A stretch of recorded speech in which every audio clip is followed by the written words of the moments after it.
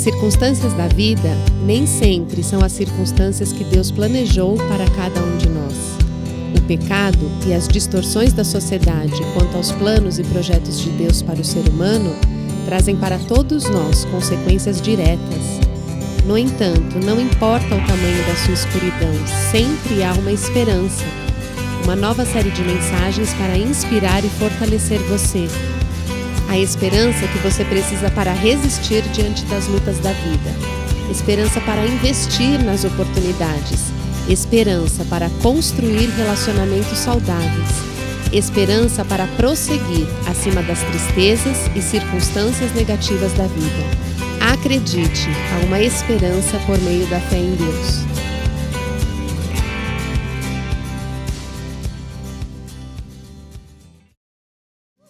Amém. Seja bem-vindo à Igreja da Cidade, seja bem-vindo a esta série sobre esperança. Se você está desesperançado, bem-vindo, você está no lugar certo. Se a sua esperança está baixando, bem-vindo, você está no lugar certo. E se você está firme, alegre, cheio de esperança, bem-vindo, você está no lugar certo, vai sair daqui ainda mais cheio de esperança. Amém? Esta é uma casa de esperança. Nós temos um Deus de esperança. Esta é a palavra da esperança. Mas vivemos num mundo de desesperança. Vivemos um mundo onde facilmente forças, situações e circunstâncias tentam nos roubar a esperança. Então, nesta série de mensagens que começamos hoje, queremos de fato, a despeito das circunstâncias, fortalecer a nossa fé de que existe esperança. Bem-vindo à série A Esperança que Você Precisa. Esta série de 4 mensagens, vamos estar pensando em 4 verbos: resistir, investir, construir e prosseguir. Construindo então uma parceria com Deus, que a esperança nele está, mas Ele quer ativar em nós escolhas, decisões, passos que são fundamentais para o que Ele quer fazer.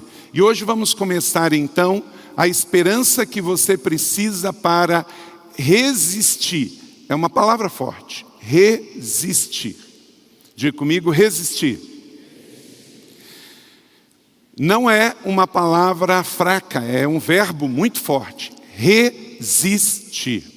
Tempestades acontecem na vida de todos. Só que alguns resistem à tempestade. Outros se deixam levar pela tempestade. Não conseguem resistir. A esperança que você precisa quer fortalecer na sua vida a capacidade para resistir diante das lutas, dos problemas e das circunstâncias. Quero começar com Provérbios 23, verso 18, está aí no seu esboço e também no multimídia. Declare isto comigo: certamente haverá um bom futuro para você e sua esperança não falhará. Diga comigo, certamente. Eu gosto dessa expressão, porque essa expressão aguça a nossa fé a uma promessa, certamente. Não é uma probabilidade, não é uma possibilidade, é uma realidade. Deus está nos chamando, a Igreja da Cidade, querido irmão e irmã, querido convidado, a uma decisão, a escolha de acreditar. Certamente há um bom futuro, um bom futuro. A vida com Deus na terra traz-nos esta capacidade de acreditar nesta virtude cristã que se chama esperança. O inferno, isso não é possível. O inferno não tem nenhuma esperança, não tem perspectiva. Se uma pessoa for para o inferno, quando estiver lá, ela vai estar num lugar que ela vai pensar assim: daqui a 1 bilhão de anos, eu vou estar aqui e vou estar pior. Meu irmão, você está na terra. E na terra você está com o Senhor. O mundo jaz no maligno, mas você está com o Senhor. Então, existe aqui na terra uma coisa que se chama perspectiva. Porque existe esperança. a certeza de que é uma cesta, como diz Martin Luther King na sua pregação, é uma cesta difícil, mas o seu domingo vai chegar. Se há uma tempestade em curso, como está acontecendo lá na Flórida, quem resistir firme, a tempestade vai passar. A esperança não falhará. Por quê? Porque a palavra de Deus nos diz isso. O livro da sabedoria, Provérbio, disse isso. Porque a nossa esperança, ela não está baseada em algo que eu posso comprar. Não é no dinheiro, não é na saúde, não é na minha boa vontade, não é na minha expertise, não é no que eu sei, no que eu posso. Ela está baseada no próprio Deus, que nos dá a esperança. A esperança é um fruto do Espírito Santo, de todo aquele que tem Jesus, que tem o Espírito. Então brota uma virtude dentro de nós que se chama esperança, a capacidade de acreditar que o que está ruim não vai terminar assim, vai ficar melhor. Como cantamos, vai de glória em glória. Então não permita se desistir de algo pelo qual Jesus morreu, você. Amém? Efésios capítulo 6, verso 13 diz assim: por isso vistam toda a armadura de Deus para que possam, o quê? Resistir no dia mau e permanecer inabaláveis depois de terem feito tudo. Então a vida na terra não é fácil. E não é fácil para você e não é fácil para mim. Às vezes somos tentados a achar que quando estamos no meio do olho do furacão e da tempestade, que Deus nos abandonou e que aquilo não tem mais fim. Não. Quer ver? Vou alinhar você com a realidade de quase todos que estão aqui. Quem aqui já perdeu uma pessoa muito amada, passou pelo luto recentemente? Levanta a mão. Olha quantas pessoas.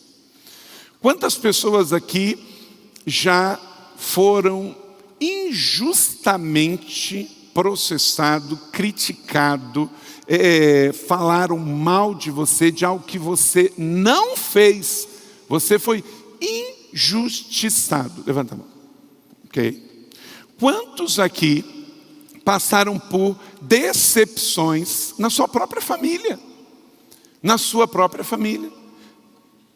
Ou de pessoas que você não esperava. Está vendo? Então você não está só, irmão. Agora, você pode se vitimizar e achar: só você perdeu alguém que ama, só você passou por uma injustiça e só você passou por uma decepção. Queridos, é infelizmente natural nesse mundo. Perdas, injustiças e decepções. Porque nós estamos no mundo e não numa bolha. Você está no mundo que Jesus já diz que jaz no maligno. Então o diabo vai também trabalhar para que você tenha perdas, injustiças e decepções. Você é humano. Muitas injustiças e muitas decepções que eu tive e que você teve, nós mesmos causamos. E às vezes é fácil a gente projetar nos outros. Às vezes, se eu tivesse ficado calado, eu tinha evitado algumas coisas. Às vezes, se eu não tivesse ido a algum lugar que eu insisti em ir, eu poderia ter ficado sem aquela. Então, nós estamos num mundo que tem circunstâncias, tem causa e efeito. Então tem coisas que fazem contra o Carlito, mas tem coisas que o Carlito também se envolve e acaba sofrendo efeitos colaterais, também pelas minhas palavras, também pelas minhas escolhas, também pelas minhas decisões. Quem já passou por aquela situação assim: ah, se eu tivesse ficado quieto? Levanta a mão. Não é? Então, meu irmão, não se vitimize. Saiba que vivemos num mundo de causa e efeito. O nosso cenário aqui, tem árvores sem folhas e sem frutos. Existe uma estação da vida que chama inverno, em que quando olhamos as árvores nos lugares mais frios, nós falamos assim, não, essa daí não vai nunca mais dar folha. Morreu. Não dá mais. Só que o que acontece? Passa o inverno e o que acontece? Vem brotos novos e depois vem flores e depois vem frutos. Só que o que acontece? Numa outra estação, num outro ciclo, cai tudo de novo. Cai por fraqueza da árvore? Não, porque Deus fez a árvore para não gastar energia à toa no inverno. Ela se recolhe. Ela se recolhe. Porque se brotar no inverno, o inverno vai queimar o broto. Então brotar para quê? É melhor se recolher. Então, meu irmão e minha irmã, que Deus nos dê sabedoria, de alguns momentos da vida é melhor se recolher. Falar menos e orar mais. Se oferecer menos e servir mais. Não é? Para que aquele tempo de inverno passe e eu possa depois, na estação própria, dar a folha, dar a flor e dar o fruto. Estamos num mundo que tem causa e efeito, não estamos numa bolha. Pessoas são pessoas. E a outra coisa são as circunstâncias. Então, precisamos colocar nossa esperança em Deus, em Jesus, no Espírito Santo, na sua palavra, que é mensagem de esperança, para que eu não pare quando uma situação for tramada pelo diabo para roubar a minha esperança. Eu não pare quando uma circunstância humana que envolve os outros ou eu mesmo venha me roubar a esperança. E eu não pare quando uma circunstância, uma fatalidade, um problema aconteça, porque coisas boas acontecem com pessoas ruins, também eu não venha parar diante da situação de calamidade ou de fatalidade. Existe uma esperança, eu preciso dessa esperança. E o Senhor espera que eu me revista dele, com toda a armadura, com todos os elementos lá de Efésios capítulo 6, para que eu possa resistir diante das situações, seja vindas pelo diabo, seja vindo por pessoas, humanos, eu ou outros, ou por circunstâncias e fatalidades. Mas eu não vou parar, porque há um chamado, há um propósito, há uma vida para ser vivida. Então, vista-se da armadura de Deus. E não se coloque como vítima, porque você não é. Você tem uma mente, você tem um coração, você tem um pulso pulsando, você tem neurônios trabalhando, hormônios trabalhando, sentidos físicos, você tem membros no seu corpo, você tem uma vida brilhante e tem também um espírito para herdar a vida eterna. Não pare enquanto Deus não diga para parar. Veja 5 princípios para que de fato você possa resistir e não perder a esperança. Você precisa de esperança para resistir às tentações do mal.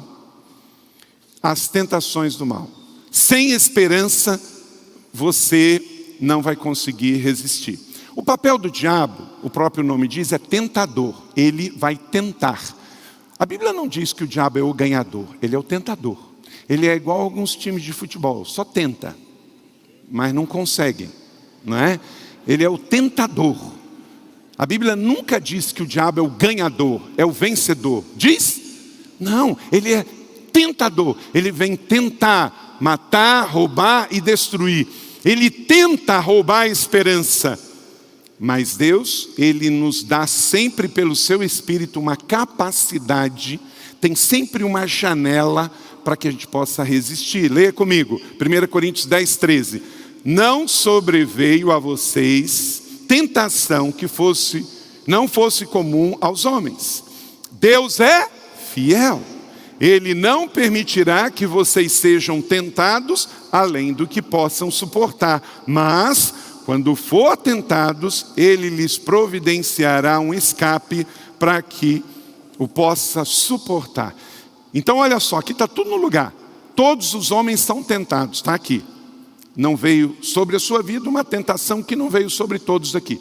Todos são tentados, nas áreas relacionais, na financeira, social, sexual, espiritual. Agora, também, Deus não é o Deus só que permite a tentação. Ele também dá sempre uma válvula de escape. A gente tem que estar antenado a Ele. Às vezes é um atraso, às vezes é uma perda, às vezes é uma falta de energia. Alguma coisa acontece, se você estiver alinhado, se eu estiver alinhado, essa semana com Deus, num relacionamento pessoal de amor com Ele, toda vez que o diabo vier, e ele vai vir, Deus vai dar um meio da gente fugir. Vai chegar alguém, o telefone vai tocar. Se você estiver desassociado de Deus, cauterizado na sua mente, você segue em frente, mesmo tendo um apontamento, uma intervenção do céu. Mas se você estiver fugindo das tentações do diabo, você vai perceber, isso aqui é intervenção de Deus. Obrigado, Senhor, já entendi. Obrigado, estou fora. Você não vai fechar negócio que te enrole. Toda vez que um cristão que ama Jesus, que tem o Espírito Santo, fez um negócio que se enrolou, em algum momento ele não ouviu as intervenções de Deus. Se ouvisse, não teria entrado na tentação. E com isso, ter feito uma coisa que não deveria ter feito. Deus sempre... Sabe por quê? O texto diz, Ele é fiel. Quem aqui acredita que Deus não mente? Levanta a mão. Então está escrito aqui. Deus é fiel, existe a tentação, mas também eu e você, essa semana e no mês que vem, toda vez que o tentador vier, antes Deus já chegou com uma possibilidade de eu distinguir que aquilo não é para mim, e aí eu sigo o apontamento do céu. Que Deus nos dê esse discernimento, essa sabedoria para pular fora de todo o laço do inimigo essa semana, em nome de Jesus. Fuja que é laço, fortaleça o seu espírito e você vai discernir e não vai se meter em rolo. Fatalidades acontecem, mas tem muito problema que nos envolvemos por causa de falta de discernimento. O laço está armado, tenha discernimento para fugir dele. Segundo, você precisa de esperança para resistir diante do desânimo.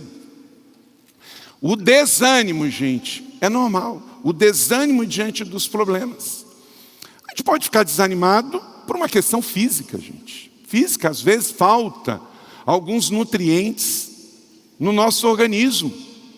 E a gente está desequilibrado na nossa química do organismo que Deus nos fez, no nosso corpo. Está faltando alguma vitamina, alguma proteína, está faltando os sais, está faltando alguma composição. E aí, se você se sente muito desanimado, até fisicamente, você precisa rever como é que você está dormindo. Às vezes você não está dormindo, isso vai trazer falta durante o dia, e você está se sentindo desanimado, e esse desânimo vem de falta de sono. Você precisa dormir, você precisa pegar sol, você precisa se alimentar bem. Então, existem desânimo que é físico, mas também tem o emocional. Às vezes a gente fica desanimado emocionalmente, mas não podemos jogar a toalha. Existe uma esperança, o Senhor me chama a resistir, e a resistir o desânimo. Gente desanimada pode entrar em depressão. Gente desanimada que entra em depressão pode pensar em suicídio. Então, não dá para você brincar com isso. Você está desanimado, está sentindo desanimado. Isso, se for passageiro, ok. Porque 1 a cada 10 pessoas aqui já se sentiram desanimados. Mas você não pode parar por causa do desânimo. O Senhor, Ele quer a cada manhã me renovar e te renovar. Mais uma vez, Paulo diz em 2 Coríntios 4, 8 e 9, leia comigo. De todos os lados somos pressionados, mas não desanimados. Ficamos até perplexos, mas não desesperados. Somos perseguidos, mas não abandonados. Até abatidos, mas não destruídos. A Bíblia é maravilhosa. O Espírito Santo é poderoso, coloca as coisas no devido lugar. Nós somos pressionados, a vida nos pressiona. Você é pressionado por resultado e às vezes você está cansado, está desanimado por causa da pressão. Pressão do seu trabalho, pressão do mercado. A moda pressiona a gente. Padrões de estética e de beleza pressionam as pessoas o tempo todo. Então, e a Bíblia está falando de todos os lados. É para frente, é para trás, do lado esquerdo, direito. Você está vivendo a vida na terra, você está sendo pressionado. Existe muita pressão para se viver nos dias de hoje. Tem pressão do tempo, tem pressão da expectativa dos outros, tem pressão do mundo, pressão do mercado, do trabalho. Então não dá para você simplesmente falar assim, eu quero viver sem pressão. Não dá. Porque a vida é assim. Mas você pode saber que há algo que está maior do que essa pressão. Está nos dizendo que você vai ser pressionado, mas você não vai desanimar por isso. Você poderá ficar perplexo, mas nunca se sentir abandonado, desesperado, até perseguido. Mas você não vai abandonar. A esperança, os sonhos. Quem tem promessa de Deus na sua vida? Um dia chegou alguém assim, deixa eu explicar. Alguém chegou pessoalmente para você e lhe entregou, biblicamente, na coerência da Bíblia, uma palavra de sabedoria, de revelação, uma promessa que irá cumprir sobre a sua vida. Alguém lhe entregou, falou assim, esta palavra o Senhor lhe entregou. Levante sua mão. Ok? Deus é fiel. Não permita que o seu cansaço, não permita que o desânimo, seja ele físico, emocional ou espiritual, faça você perder a perspectiva e a esperança desta palavra que foi entregue sobre a sua vida, porque Deus é fiel. Terceiro, o desespero diante das dores. Gente, só quem sente dor frequente sabe o que é ter muitas dores. E também, como o desânimo, ele tem emocional, físico e espiritual. A dor também, ela tem emocional, físico e espiritual. 1 Crônicas 4:10, Jabez orou para livrar-se das dores. Meu irmão, reaja. Se você está sentindo uma dor no seu coração, uma dor física, não perca a perspectiva, não perca a esperança. Resista. E resista como? Entregando para Deus, orando. Leia comigo a oração de Jabez, que orou para Deus livrar das suas dores. Jabez orou ao Deus de Israel assim. Vamos lá? Abençoa-me e aumenta as minhas terras, que a tua mão esteja comigo, guardando de males e livrando de dores. E Deus atendeu o seu pedido.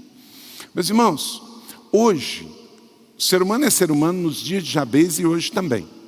Só que hoje a gente sente tantas dores que a gente toma um remedinho e passa, não é? Tem uma dor na perna, uma dor muscular, uma dor de cabeça, uma dor de dente, não é? Por quê? Deus já deu a capacidade ao homem para criar analgésico. Então, às vezes você está com uma dor de dente, você está com uma dor muscular, você está com uma dor de cabeça, você toma um analgésico e passa. Pensa naquele tempo que não tinha. Então, o que tinha eram as medicinais, mas não era tão prático de se ter quanto a gente pode hoje tirar do bolso um analgésico. Naquele tempo, sentir dor era mais comum do que hoje. E Jabez ora, Senhor, livra-me das dores. Mas eu acredito que ele não só orou para que Deus livrasse das suas dores físicas. Ele era um homem de esperança. E ele acreditava em Deus. Então ele ora, Senhor, me abençoe. Querido, quem perde a esperança para de orar. Quem perde a esperança se acostuma com a dor. E nem pede mais para a dor ir embora. Já se entrega à dor. Não se entregue à dor, porque a dor não é natural. Já pensou? Deus, na sua infinita glória, fez Adão e fez Eva e colocou dor na vida deles. Não, Deus não faz isso. A única dor que Ele colocou, e foi uma atitude de consequência do pecado, e que diz no Gênesis, foi o parto. Mas a dor não é uma coisa normal, como a morte também não é. Por isso que dói tanto perder alguém que amamos, porque não é algo normal.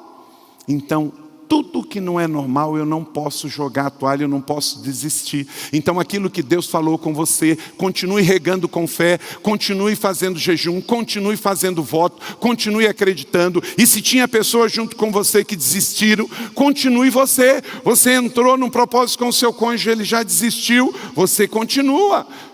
Deus vai fazer. Vai abençoar ele também, mesmo você ele tendo desistido. Então, você precisa de esperança para resistir o desespero da dor. Quarto, para resistir aos ceticismos da sua humanidade. Nós, muitas vezes, não acreditamos. E, na nossa jornada da vida, vamos encontrar céticos. Céticos na família, na sociedade. Eu estava em Brasília ontem e, como falei, estava orando lá, e tinha 2 irmãos de Brasília que estavam nos explicando como tudo é interessante que tem cristão evangélico que não acredita nada em atos proféticos e em alinhamento do céu na terra em questões como acabamos de falar aqui.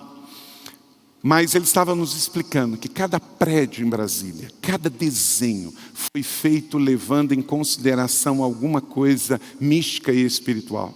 Aquilo lá não são só linhas retas, gente.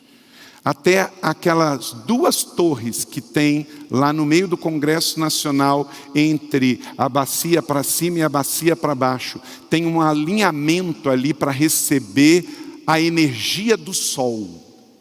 Tem um determinado dia do ano que há um alinhamento ali. E as pessoas vão para lá e fazem coisas espirituais.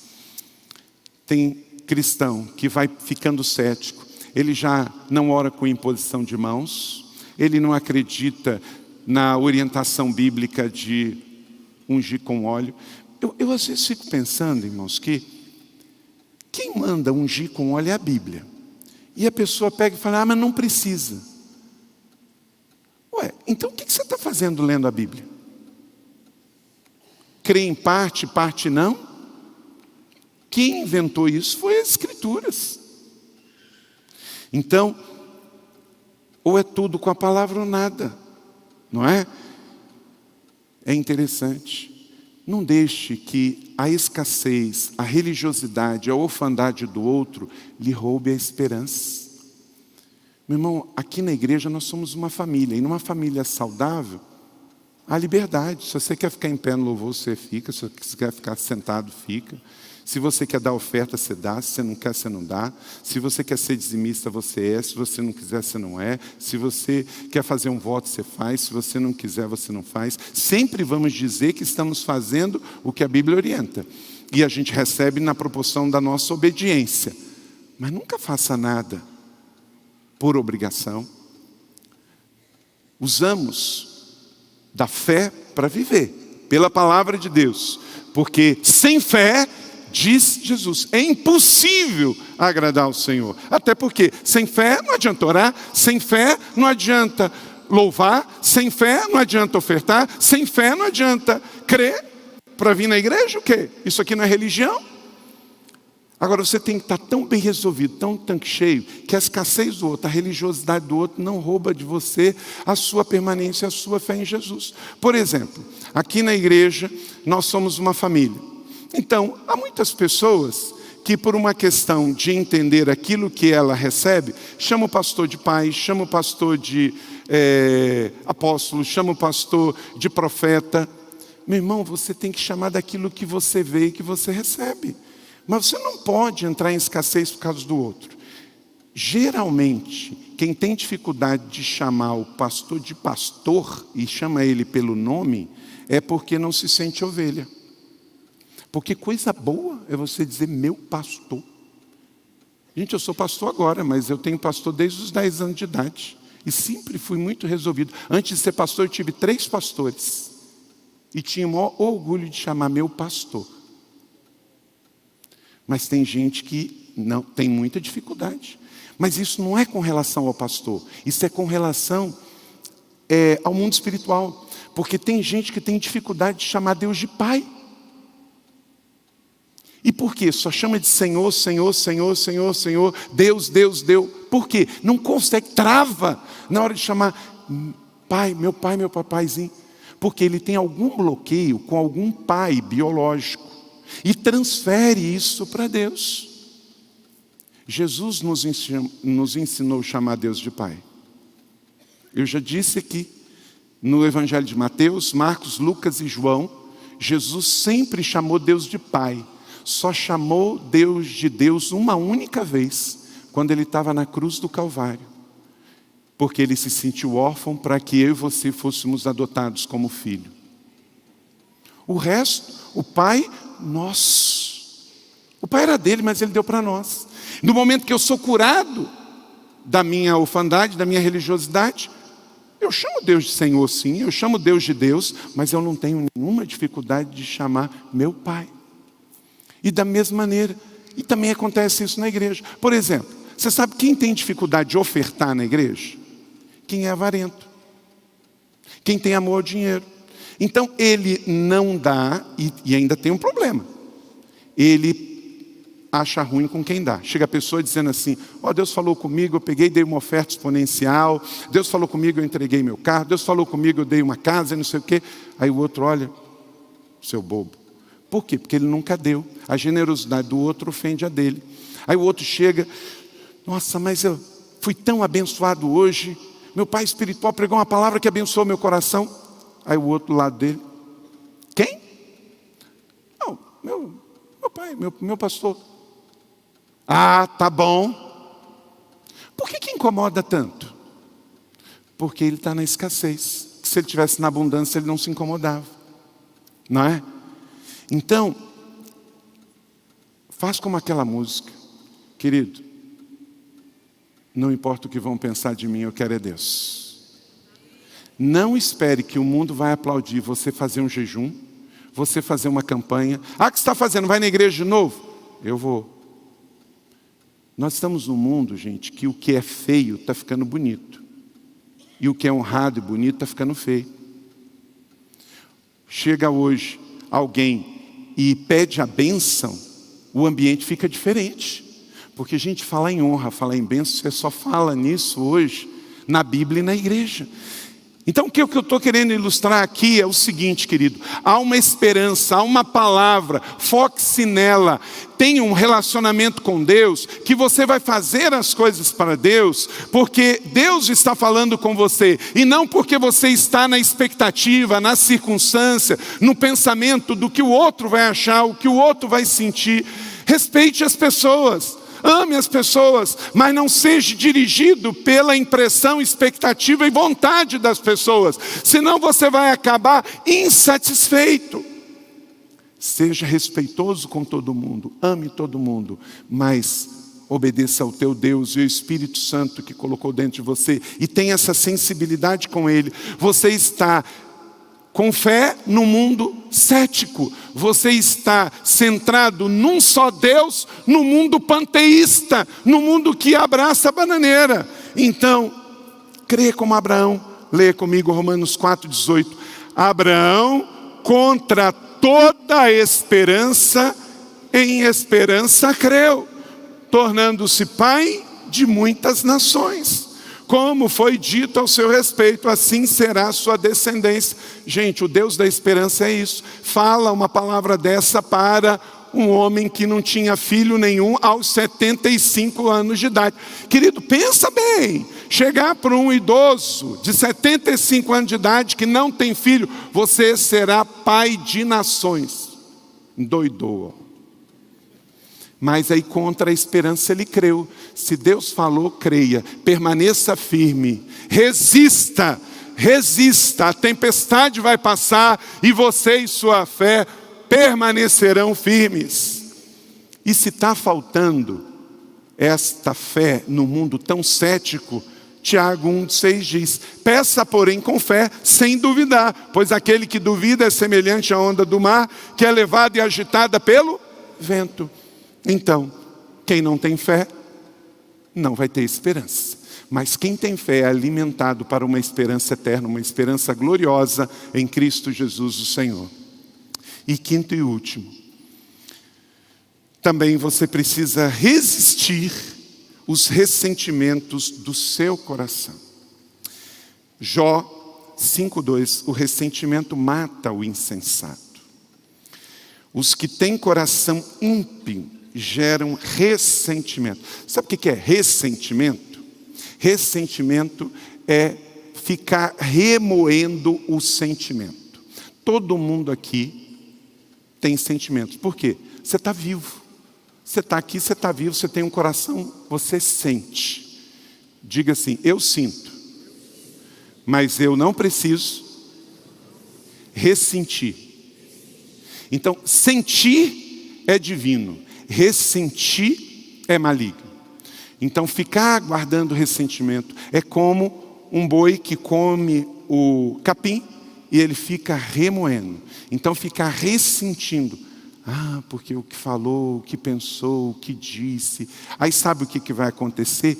A nossa carne vai estragando e o inimigo vai trabalhando. E eu vou perdendo a capacidade de resistir e vou perdendo a esperança. A esperança de que dias melhores virão. A esperança de que isso é realidade do mundo. Então, meu irmão e minha irmã, quero orar com você a oração de Romanos 15:13, que fala de um Deus que não é um Deus qualquer, é o Deus da esperança. Leia comigo esta oração e eu convido você, se tem uma Bíblia aí, grifa esse texto. Grifa esse texto. Dias atrás eu pude ler esse texto para o nosso presidente. Leia comigo. Que o Deus da esperança os encha de toda alegria e paz por sua confiança nele, para que vocês transbordem de esperança pelo poder do Espírito Santo. Aleluia! Você tem o Deus da esperança. Você não é filho do Deus pessimista, do Deus fatalista, do Deus que não acredita. Queridos, você está aqui porque Deus é esperança. E Ele acreditou em você. Você sabe que Jesus andou na terra e chamou 12 homens. Acreditou neles. Mas teve um deles, que não foi aprendiz. Ele viu o mestre fazendo as coisas e ele não aprendeu. Judas perdeu a esperança. Sabe por quê? Judas perdeu a capacidade de aprender. Perdeu a capacidade de se arrepender. Perdeu a esperança. Então, que esse Deus da esperança encha o seu tanque, o seu coração e a sua mente de maneira tremenda hoje, que durante todos os dias dessa semana você se lembre desta palavra, e esta palavra que é a palavra de Deus e não volta vazia. O Carlito aqui é só o carteiro, é só o profeta, o entregador da palavra. Ela vai preencher sua mente durante todos os dias dessa semana. Você vai ter uma mente cheia de esperança. De segunda até sábado você vai estar pensando no Deus da esperança e vai encher você, que você vai transbordar para quem estiver do seu lado, para que você cheio, também a esperança no Senhor chegue aonde você for, em nome de Jesus, essa semana, e todos os ladrões de esperança sejam calados em nome de Jesus, amém?